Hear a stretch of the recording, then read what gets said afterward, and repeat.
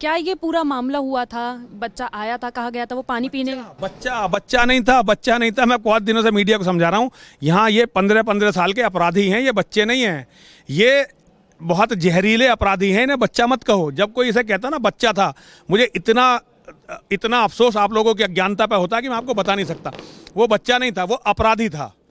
लेकिन 15 साल उसकी उम्र थी, नाबालिग था, बच्चा ही कहेंगे उसे।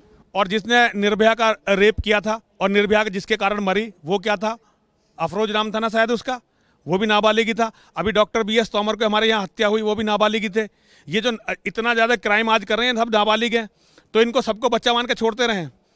आज कानून में संशोधन की जरूरत है। मुसलमान के लिए 11 साल के बाद का अपराधी मानना चाहिए। जितनी चैन स्नैचिंग यहाँ हो रही है, जितने बलात्कार हो रहे हैं, जितनी छेड़छाड़ हो रही है, वो यही कर रहे हैं जिन्हें आप बच्चा बोलती हो। ये बच्चे नहीं हैं, ये बच्चे नहीं है, ये प्रशिक्षित अपराधी हैं। एक युद्ध चल रहा है यहाँ पे, हम लोगों के खिलाफ एक युद्ध चल रहा है जिसे हिंदू मानना नहीं चाहता। लेकिन सत्य तो ये है कि इस युद्ध के ये युद्ध अपराधी हैं ये। लेकिन गलती क्या थी? कहा तो ये गया कि सिर्फ पानी पीने के लिए आया था। उसने कहा ना, उसने जब वो पकड़ लिया सरंगी यादव ने, सरंगी को समझ में नहीं है कि मामला क्या है। वो असल में ऊपर सोया हुआ था, उसको समझ में नहीं आया कि मामला क्या है। जब शोर मचा, उसने बेसिकली क्या किया था, उसने सतलिंगेश्वर महादेव पे पेशाब किया था, और इसलिए झगड़ा हुआ है सारा। इसलिए सारा झगड़ा हुआ है पानी के लिए। पानी के लिए तो बेटा बाहर देख लो, बाहर नल है, गेट को जैसे आप सड़क पार करोगे, छोटी सी तो सड़क ही है, उसके पार ही नल है। और इधर पंचायत में नल है, पंचायती भवन है, इसमें नल है, पीछे दुकान में नल है। पानी पीने आपको गेट से कोई नल दिखाई दिया यहाँ तक? मतलब कम से कम 500 मीटर पर नल है, तो मतलब उसे यहाँ इतना अंदर तो आना था, वहां उसे नल नहीं दिखाई दिया। लेकिन जो बोर्ड बाहर लगा हुआ है वहाँ पे साफ तौर पर लिखा है कि मुसलमानों का प्रवेश जो है वो वर्जित है। ऐसा क्यों? लेकिन देखिए, हमारे सरकार या फिर कहीं भी नहीं कहा जाता कि अगर आप मुसलमान हैं, आप अगर आपकी इच्छा है तो आप मंदिर में जा सकते हैं, कोई आपको फोर्स नहीं कर सकता, कोई आपको जबरदस्ती नहीं भेज सकता। क्यों? मंदिर कोई पिकनिक स्पॉट है क्या? मंदिर है क्या? ये मंदिर है आस्था का केंद्र। जिसकी हमारे धर्म में, हमारे उसमें आस्था नहीं, वो क्यों आएगा मंदिर में? जो कारण थे वो तो छोड़ो, लेकिन तुम मुझे लॉजिकल ये बताओ कि जिसकी हमारे धर्म में आस्था नहीं, वो अपने भगवान के सिवा किसी, उनका कोई अल्लाह है उसके सिवा किसी को मानते नहीं, जिसकी मूर्तियों से तोड़ते हैं, मूर्तियों पे पेशाब करते हैं, हमारी बेटियों को शिकार मानते हैं, वो हमारे मंदिर में क्यों आएंगे? मुझे ये बता दो बेटा, क्यों आए? कोई जबरदस्ती है कि मंदिर में ही जाना? अपनी मस्जिदें इतनी सारी बना ली हैं, यहाँ 50 मस्जिदें हैं चारों तरफ, 50 मस्जिद मदरसे हैं, उनमें क्यों नहीं चले जाते? यहीं आने की क्या जिद है? इसी मंदिर में आने की क्या जिद है? लेकिन आप जैसे कह रहे हैं कि घटना ये थी कि उसने शिवलिंग पर पेशाब कर दिया था, लेकिन अगर मान लीजिए वो पानी पीने के लिए ही आता मंदिर में, फिर भी उसे प्रवेश नहीं मिलता? नहीं नहीं नहीं, लेकिन पीटा नहीं जाता। अगर पानी पीने के लिए आता तो हम उससे कह देते भाई चला जा, तुझे यहाँ पानी नहीं मिलने वाला। इस मंदिर में पानी मुसलमानों के लिए नहीं है, नहीं है। इस मंदिर का कोई चीज मुसलमानों के लिए, हाँ चुरा लेते हैं, वो डकैती डालते हैं। 4 बार इस मंदिर में डकैती डली है, वो होता है। वो जबरदस्ती चाहे हमें मार भी दें, वो तो एक अलग बात है। लेकिन हमारी इच्छा से हम मुसलमानों को यहाँ एक बूंद पानी नहीं देते भाई, नहीं देते, नहीं देते। और हम नहीं चाहते कि वो यहाँ पे आए। लेकिन जिस तरह से इस पूरी घटना की वीडियो बनाई गई है और वो वायरल भी हो रही है वीडियो, बुरी तरीके से उस बच्चे को पीटा जा रहा है, तो कहीं ना कहीं आपको ये नहीं देखे बिल्कुल। इस्लाम के जिहादी जो कत्ल करते हैं हमारे बच्चों को, तुमने जो है सचिन की लाश नहीं देखी, सचिन गौरव की लाश नहीं देखी, वो भी तो बच्चे थे, उनसे कोई सिंपैथी नहीं है। और 5 लोग अभी जो यहाँ गाजियाबाद में मारे हैं, गोविंदपुरम के बराबर में, उनकी लाश नहीं देखी जो गर्दन काट के हलाल करे गए हैं। बेटा वो बच्चे नहीं थे क्या? वो तो 9-9 साल के थे, 7 साल के थे, और घर में घुस के कत्ल करे गए हैं। उनको नहीं दिखाई दे रहा किसी को? ये बड़ा दिखाई दे रहा है। ये चश्मा बदलो मेरी बेटी, चश्मा बदलो, चश्मे को थोड़ा सेट करो। ये अलग चीजें हैं जो तुम लोग देख रहे हो, और मैं जो देख रहा हूँ वो चीजें अलग हैं।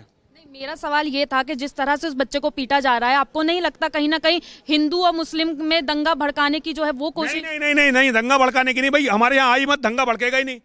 आएगा तो पिटेगा, आएगा और बदतमीजी करेगा, पिटेगा, पक्का पिटेगा। और अगर ये तो मैं नहीं था, अगर मैं होता तो इससे ज्यादा होता मामला, और वीडियो भी नहीं बनती। फिर वीडियो इसलिए बनी कि मैं नहीं था यहाँ पे।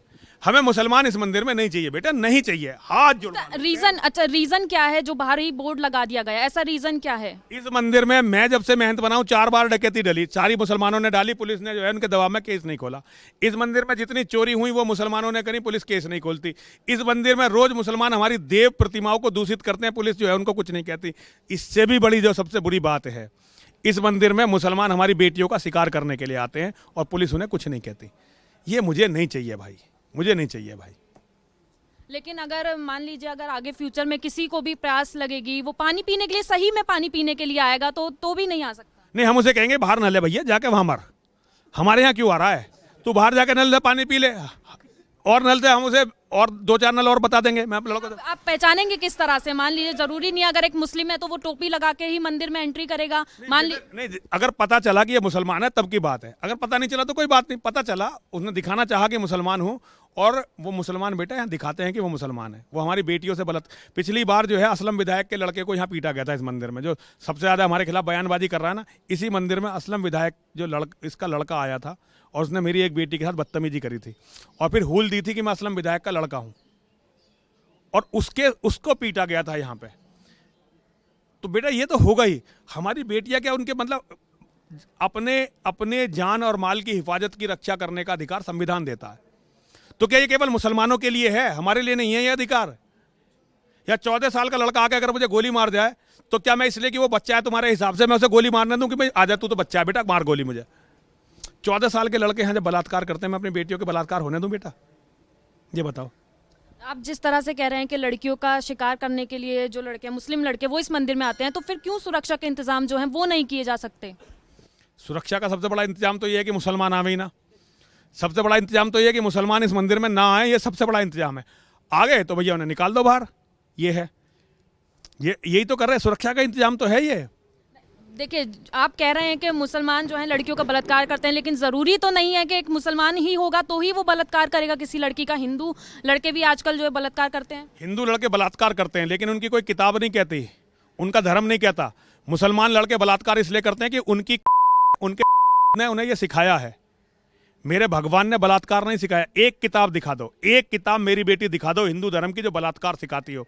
तो हिंदू जो बलात्कार कर रहा है, अच्छा एक सबसे बड़ी बात जिसका मुझे सबसे ज़्यादा टीस है, हिंदू कोई भी हिंदू हो, मान लो तुम्हारा कोई छोटा भाई है, अगर वो किसी लड़की को छेड़ता है और मैं शिकायत लेकर तुम्हारे पिताजी के पास जाता हूं, तुम्हारे पिताजी क्या करेंगे?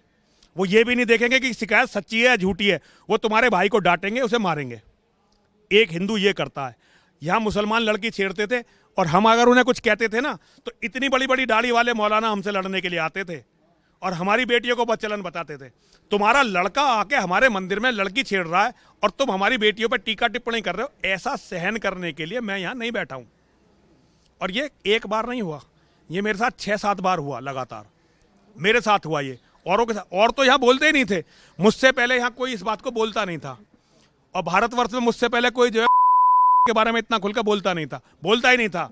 पता ये बात सबको है, सबको पता है मैं सच बोल रहा हूँ, लेकिन बोलने की हिम्मत किसी की नहीं थी। लेकिन मैं बोल रहा हूँ ना, और कल को लोग बोलेंगे, लोगों में हिम्मत आएगी। आज यहाँ लड़के खड़े हैं ना इतने सारे, पहले कोई नहीं खड़ा होता था यहाँ, आज ये खड़े हैं ना बच्चे, तो एक दिन ये सब जगेंगे और ये होगा, हिंदू जगेगा।